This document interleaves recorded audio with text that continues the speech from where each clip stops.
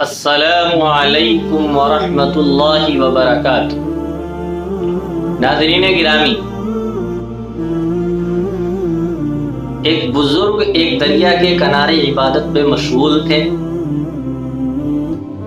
اور کئی دنوں سے کچھ کھایا پیا نہیں تھا۔ بھوک کی تاب اور بھوک کی شدت کو برداشت نہ کر سکے، دریا کے کنارے چل پڑے۔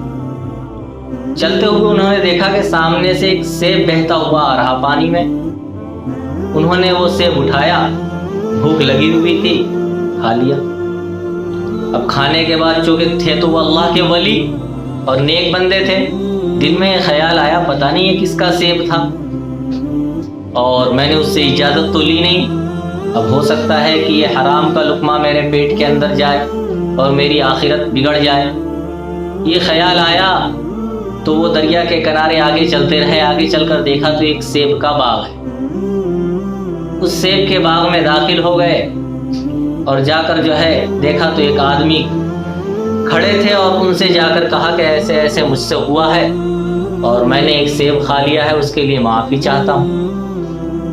چونکہ جو سیب کے باغ کے مالک تھے وہ بھی ایک بزرگ تھے، تو انہوں نے کہا کہ ایسے معافی دینے والا نہیں ہوں میں تمہیں، اگر تمہیں معافی چاہیے تو ایک شرط کے ساتھ۔ اور وہ شرط کیا تھی؟ وہ شرط یہ تھی ان کی کہ میری ایک لڑکی ہے جو کہ سمم بکمن عمیون کا مفہوم اس پر صادق آتا ہے، یعنی وہ اندھی بھی ہے، بہری بھی ہے اور گونگی بھی ہے، اس سے تمہیں شادی کرنی پڑے گی۔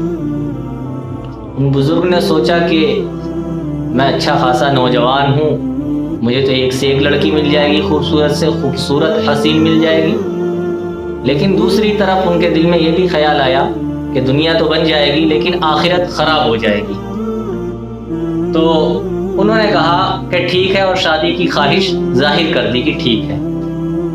شادی ہو گئی۔ شادی ہونے کے بعد جب وہ اپنی بیوی کے پاس پہنچتے ہیں اور کمرے میں جاتے ہیں تو دیکھتے ہیں کہ حسین و جمیل اور ایک خوبصورت عورت ہے، اور جو عیوب ان صاحب نے بیان کیا تھا ان تمام عیوب سے مبرہ اور پاک و صاف ہے۔ بڑی خوشی ہوئی کہ میری تو دنیا بھی بن گئی اور آخرت بھی، لیکن ایک طرف یہ خیالات بار بار پریشان بھی کر رہے تھے کہ اس آدمی نے مجھ سے جھوٹ کیوں بولا۔ چنانچہ جب صبح ہوئی تو سسر صاحب سے شکایت کی کہ آپ نے ایسا کیوں کہا؟ تو انہوں نے جواب دیا کہ دیکھو، جب سے میری بیٹی بالغ ہوئی ہے اور حد بلوغت کو پہنچی ہے، اس وقت سے نہ تو اس نے کسی اجنبی سے بات کی، نہ ہی کسی اجنبی نے اسے دیکھا، نہ ہی کسی اجنبی کی اس نے آواز سنی۔ اس معنی کر اور اس اعتبار سے میں نے کہا کہ وہ اندھی بھی ہے، بہری بھی ہے، گونگی بھی ہے۔ بعد میں چل کر انہی دونوں ہستیاں کے ہاں ایک بزرگ پیدا ہوتے ہیں جن کا نام ہے پیران پیر شیخ عبد القادر جیلانی رحمۃ اللہ علیہ۔